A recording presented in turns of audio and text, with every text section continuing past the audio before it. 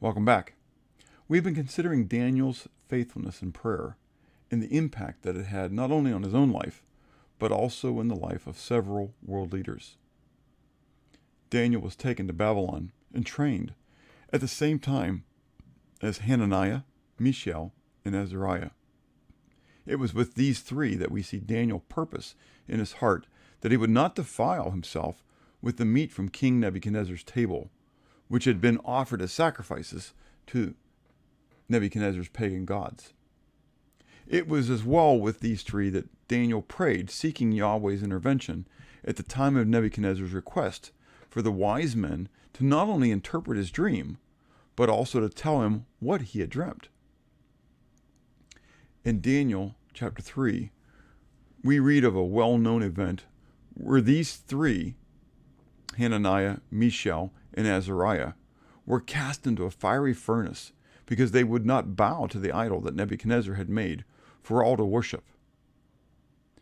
Though we do not specifically read of these three praying in this chapter, I believe that their response to Nebuchadnezzar is a result of the time that they spent cultivating their relationship with Yahweh.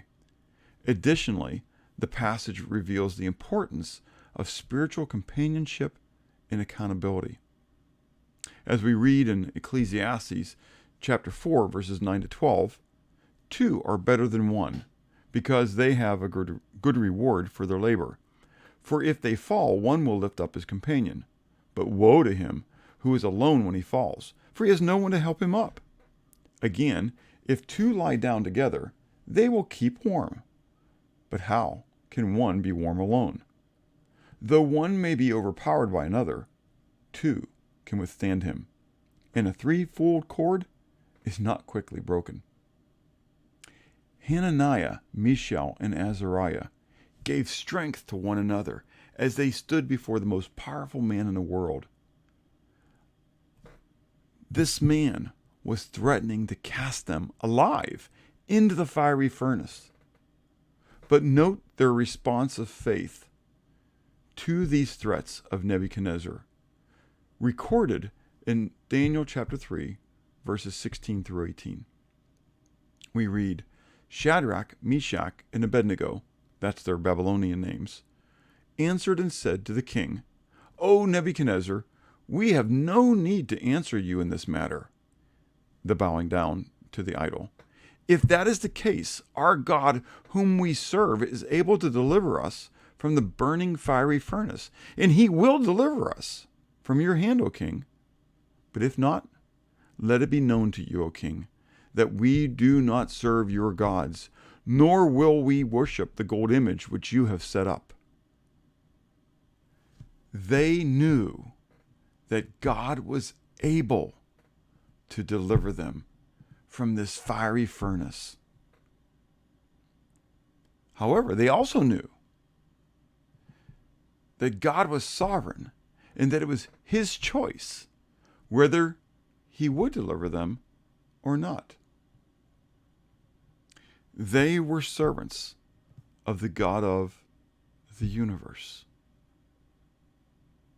So again, I ask myself, what would I have done?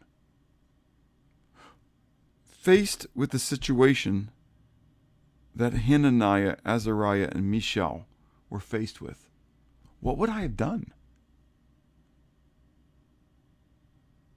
What would you have done?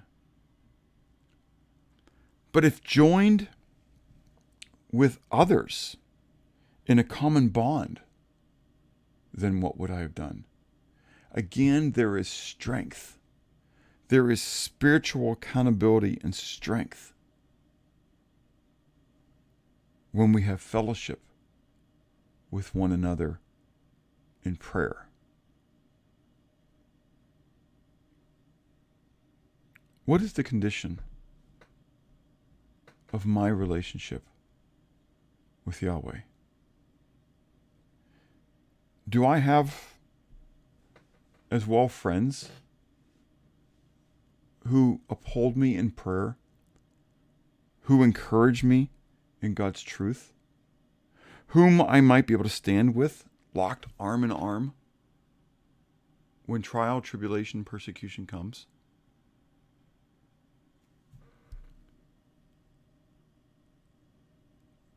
Am I willing to literally lay down my life to defend the honor and glory of the name of Yahweh?